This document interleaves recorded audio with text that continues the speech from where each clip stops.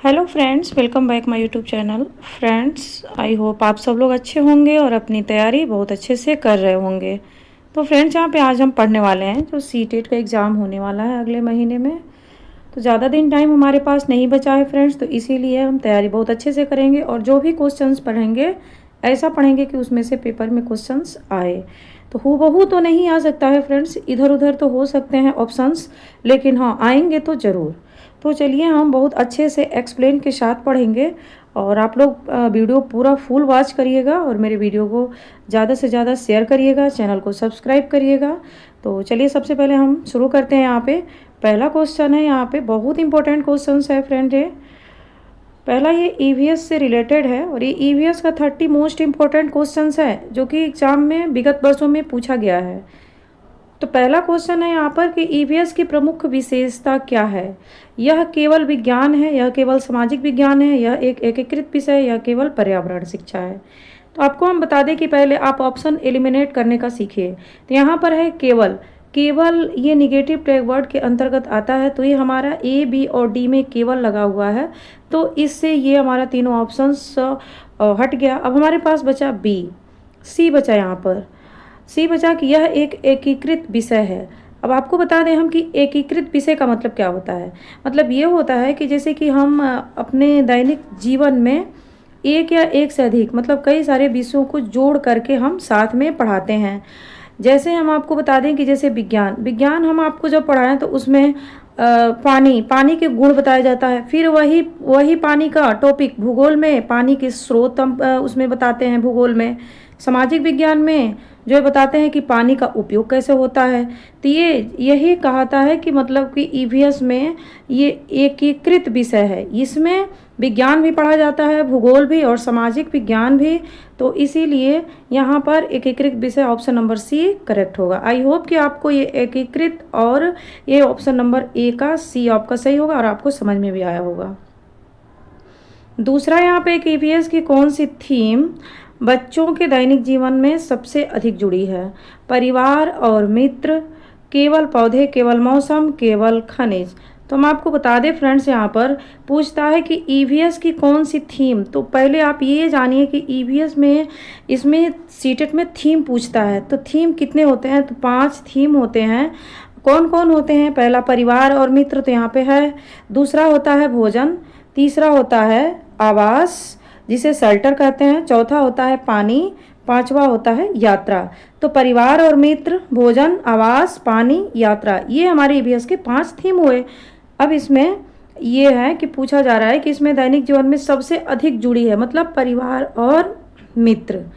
Option number A हमारे यहाँ पे करेक्ट होता है। तीसरा क्वेश्चन क्या है यहाँ पर, जाइलम का मुख्य कार्य क्या है। पहला है कि भोजन का परिवहन, जल और खनिजों का परिवहन, बीज बनाना, प्रकाश संश्लेषण। तो पहले तो आप ये जानिए कि जाइलम किसे कहते हैं। यहाँ पर जो तीसरा होगा, तीसरे का हमारा बी करेक्ट आंसर होगा, जल और खनिजों का परिवहन। तो जाइलम के बारे में ये इसका मुख्य काम क्या है कि जड़ों से पानी और खनिज लवणों को क्या करता है, पौधे के ऊपर तक पहुँचाता है और जाइलम पौधों को यांत्रिक मजबूती देता है। तो ये जाइलम का कार्य होता है कि जड़ों से खनिज लवण और पानी को पूरे ऊपर तक पहुंचाता है पूरे पौधे में। तो ये जाइलम और खनिज का परिवहन करता है। ऑप्शन नंबर बी यहाँ पे करेक्ट होता है।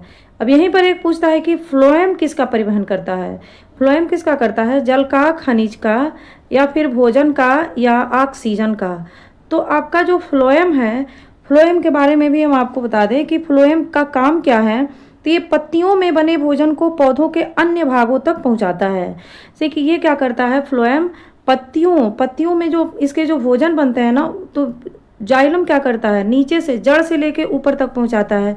फ्लोएम का काम क्या है, ऊपर से नीचे तक पहुंचाना, मतलब पत्तियों से नीचे पूरे रूट तक पहुंचाता है फ्लोएम भोजन। तो इसमें हमारा चौथे में क्या हो जाएगा, चौथे का हमारा ऑप्शन नंबर सी करेक्ट होगा, भोजन। आई होप कि आपको क्वेश्चन समझ में आ रहा होगा।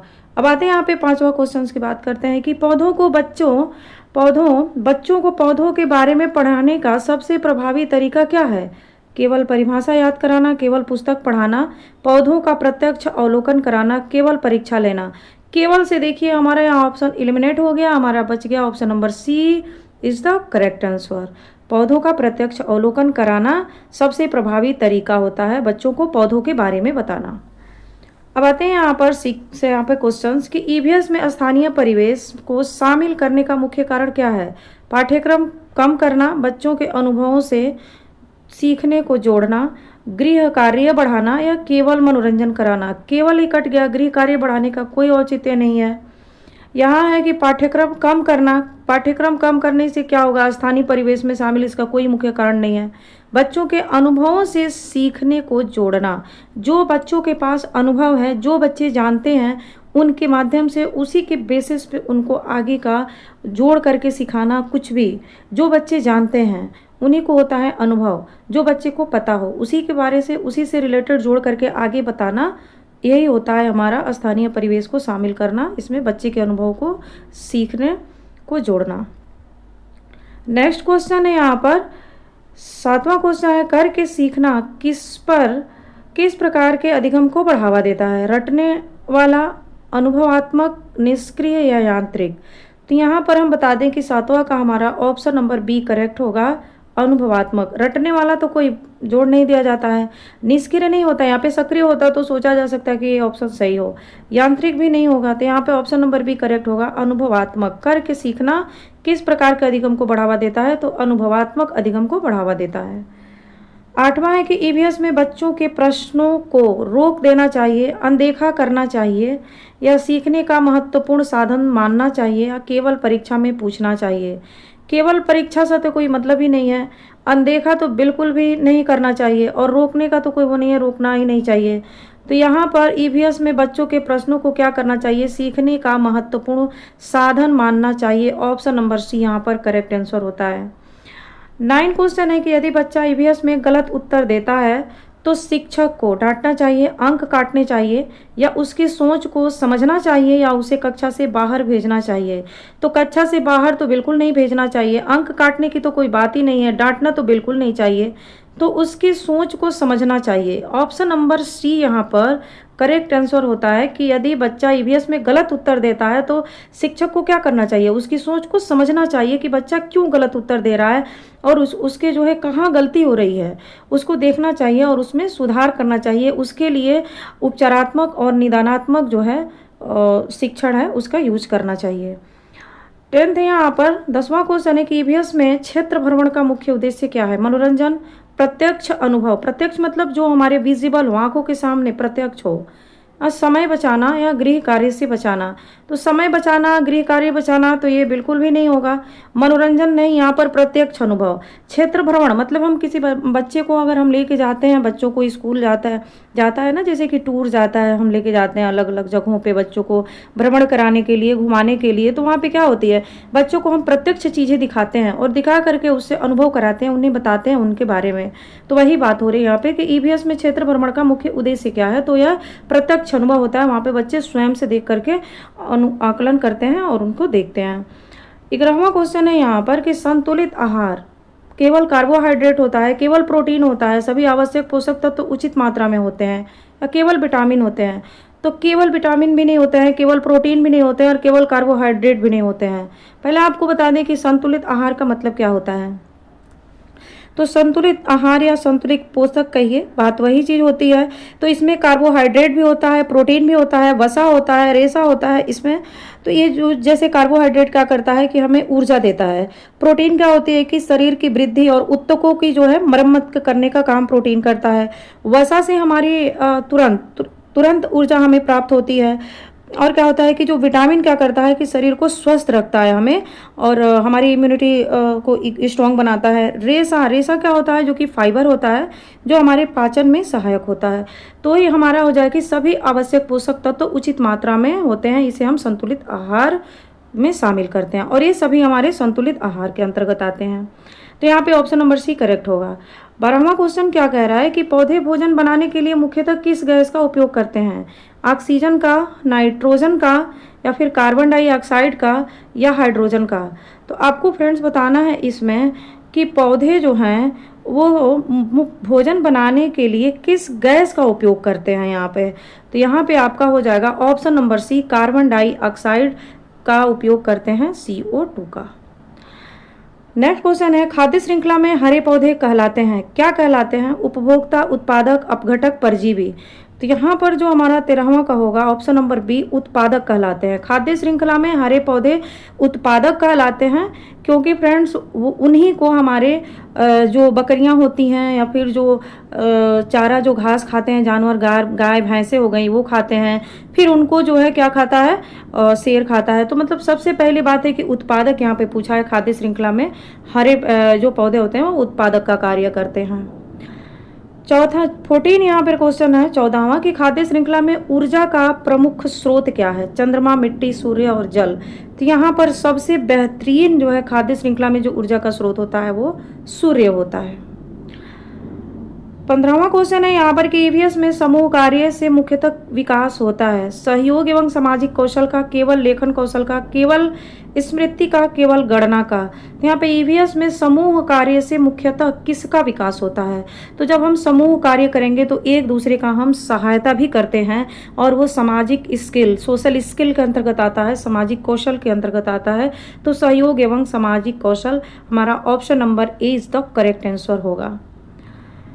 16वां यहाँ पे क्वेश्चन है कि बच्चों के पूर्व अनुभवों को ईवीएस कक्षा में, पूर्व मतलब जो उनके जो पहले के ज्ञान है उनको ईवीएस की कक्षा में महत्व नहीं देना चाहिए, सीखने के आधार में रूप में उपयोग करना चाहिए, गलत मानना चाहिए, केवल परीक्षा में पूछना चाहिए। केवल परीक्षा में क्यों पूछें, गलत क्यों माने हम उसे, और क्यों महत्व नहीं दें?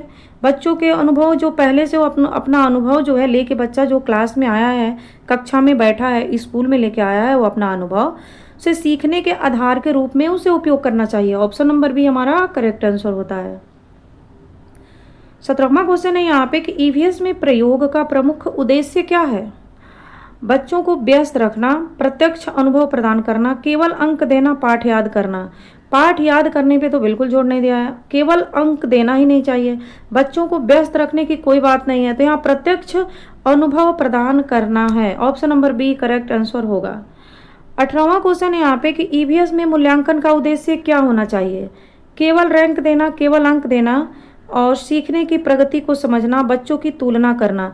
एक दूसरे के बच्चों की हम तुलना नहीं कर सकते हैं कि राहुल इतना अच्छा पढ़ने में है तो मयंक क्यों इतना कम नंबर लाया है और क्यों इतना पढ़ने में कमजोर है।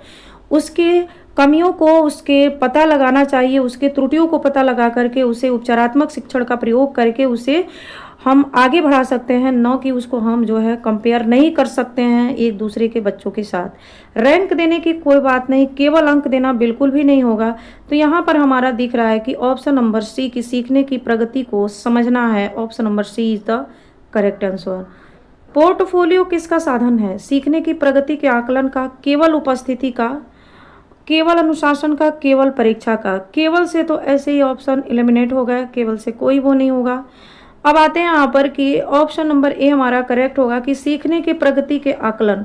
सीखना मतलब सिर्फ पोर्टफोलियो में पढ़ने, जो क्लास में कक्षा में हम पढ़ाते हैं उसी का आकलन नहीं, शैक्षिक प्लस सह शैक्षिक दोनों की ही प्रगति का आकलन पोर्टफोलियो में जो है रिपोर्ट किया जाता है। तो वही होता है कि सीखने की प्रगति का आकलन करना, इसमें दोनों ही इंक्लूड है। आते हैं हम यहाँ पे 20वां क्वेश्चन है कि ईवीएस में मानचित्र का प्रयोग मुख्यतः किसके लिए किया जाता है? स्थानिक समझ विकसित करने के लिए, कविता याद करने के लिए, गणित सिखाने के लिए, या कहानी लिखने के लिए। तो यहाँ पे है कि ईवीएस में मानचित्र जो है स्थानीय समझ विकसित करने के लिए। जैसे हम मान लीजिए कि अगर हम भारत का नक्शा बनाएं या फिर कुछ भी बनाएं, या मान लीजिए कि अगर हम दिशा बताते हैं कि ये देखो बेटा ये उत्तर है, ये दक्षिण हो गया, ये पश्चिम हो गया और ये पूरब हो गया, तो बच्चा क्या करता है, ये स्थानीय उसे समझ होता है कि ये दिशा, ये जो है उत्तर है, ये दक्षिण है और ये पूरब है, ये पश्चिम है, उसे स्थानिक समझ होती है। फिर जैसे कि हम मान लीजिए कि बताते हैं अपने इंडिया का नक्शा दिखाते हैं, उसे भारत का मानचित्र बताते हैं, या किसी अपने उत्तर प्रदेश का मानचित्र बताते हैं हम अपने, तो उसमें बताते हैं कि देखो बेटा यहाँ पर ये स्टेट है, यहाँ ये स्टेट है, यहाँ पर, तो वो बच्चा क्या करता है, समझता है, उसे स्थानिक समझ विकसित होती है। तो ये होता है ईवीएस में मानचित्र का बहुत उपयोग होता है और उसका उपयोग करके ही बच्चों को पढ़ाना चाहिए। ऑप्शन नंबर यहाँ पे करेक्ट होता है। 21वां क्वेश्चन यहाँ पे कि जल का वाष्प में बदलना क्या कहलाता है? संघनन कहलाता है कि वाष्पीकरण कहलाता है कि वर्षण कहलाता है या फिर जमना कहलाता है? तो फ्रेंड्स यहाँ पर है कि जल का वाष्पन में बदलना क्या कहलाता है? तो यहाँ पे वाष्पीकरण कहलाता है। जो जल होता है ना, मान लीजिए कि यहाँ पर कोई हम पॉट रखे हैं और इसमें जल है और इसमें क्या करें कि हम इसमें आग जला देते हैं, तो क्या होता है, ये वाष्प बन करके निकलता है। तो यही है वाष्पीकरण। जल को जब हम वाष्प में बदलते हैं तो ये वाष्पीकरण कहलाता है। ऑप्शन नंबर 21 का ऑप्शन नंबर बी जो है करेक्ट होगा क्वेश्चन नंबर 21 का।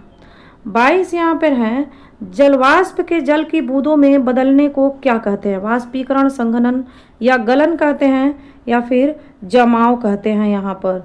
तो हमारा ऑप्शन नंबर बी यहाँ करेक्ट होगा, संघनन कहते हैं। जलवाष्प के जल की बूंदों में बदलने को हम संघनन कहते हैं। बड़ी महत्वपूर्ण है क्वेश्चन फ्रेंड, ये कई बार पूछा हुआ है। जैव विविधता का अर्थ क्या है? केवल पौधों की विविधता, केवल पशुओं की विविधता, जीवों की विविधता, केवल मनुष्यों की विविधता। तो केवल से तो वैसे ही हमारा ऑप्शन एलिमिनेट हो जाता है, हट जाता है। बाकी बच गया कि जीवों की विविधता ही जैव विविधता कहलाती है। इसमें पशु, पक्षी, इंसेक्ट, मानव, जानवर, जितने सारे कुछ होते हैं, वाइल्ड जो घर पे पाले जाते हैं वो, या जंगल में जो होते हैं वो, मतलब सारे ही इसमें जीव आ जाते हैं। तो जीवों की विविधता ही जैव विविधता कहलाती है। 24वां क्वेश्चन है यहाँ पर कि वायु प्रदूषण का प्रमुख कारण क्या है? वृक्षारोपण है, वाहनों से निकलने वाला धुआं है, वर्षा है, जल संरक्षण है। तो यहाँ पर क्या हो जाएगा, वायु प्रदूषण का कारण पूछा है, तो यहाँ पर वाहनों से निकलने वाला धुआं ये वायु प्रदूषण के अंतर्गत आता है। 25वां क्वेश्चन ये हमारा क्या कर रहा है कि बच्चों को पानी की अवधारणा सिखाने के लिए सबसे अच्छा तरीका क्या है? केवल परिभाषा लिखवा दो, उससे बच्चे की जो है पानी की अवधारणा समझ लेंगे? बिल्कुल नहीं। केवल प्रश्न उत्तर कराना, केवल पुस्तक पढ़ाना, इससे बच्चे पानी की अवधारणा को कभी भी नहीं समझ पाएंगे।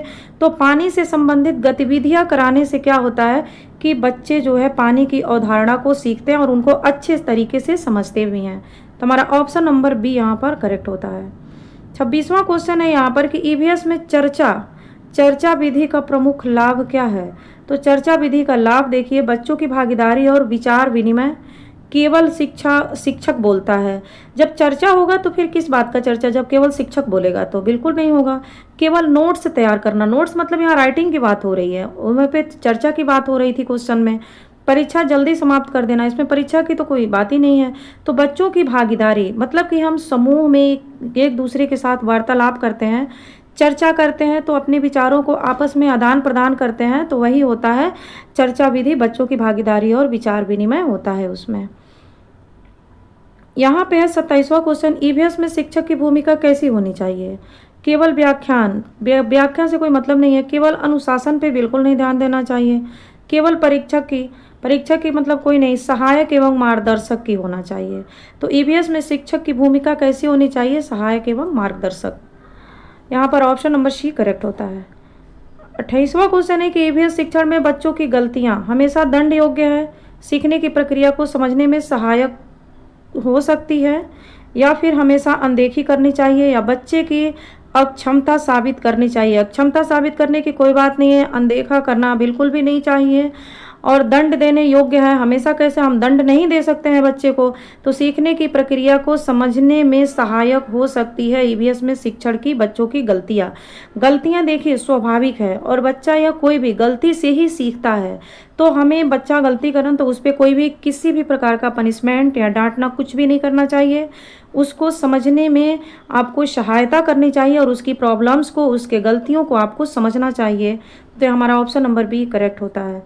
29वां क्वेश्चन है यहाँ पर, ईवीएस में शिक्षण अधिगम सामग्री का प्रयोग क्यों किया जाता है? सीखने को अधिक अनुभवात्मक और प्रभावी बनाने के लिए किया जाता है कि केवल कक्षा सजाने के लिए, केवल समय बिताने के लिए, या गृह कार्य कम करने के लिए? तो गृह कार्य का भी वो नहीं है, केवल समय भी नहीं बता सकते हैं, केवल कक्षा सजाने के लिए भी नहीं होता है। तो यहाँ पर ये पूछ रहा है कि ईवीएस में शिक्षण अधिगम सामग्री का प्रयोग क्यों किया जाता है? तो शिक्षण अधिगम सामग्री का प्रयोग हम करते हैं सीखने को अधिक अनुभवात्मक और प्रभावी बनाने के लिए ही हम शिक्षण अधिगम सामग्री का प्रयोग करते हैं।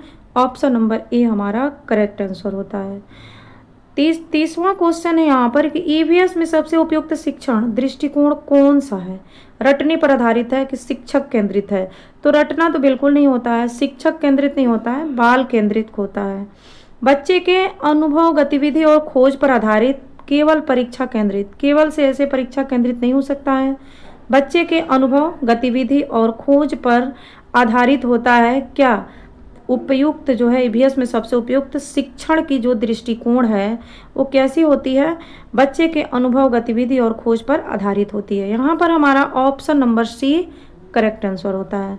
तो फ्रेंड्स यहाँ पर हमारे चैनल को लाइक, शेयर, सब्सक्राइब करिएगा, ज़्यादा से ज़्यादा शेयर करिए और जो भी क्वेरी होगा कमेंट बॉक्स में ज़रूर बताइएगा और हमारी वीडियो को फुल वॉच करिएगा। तो आई होप आपको पसंद आया होगा। तो हमारे वीडियो लास्ट तक देखिए। Thanks for watching my video. Bye bye.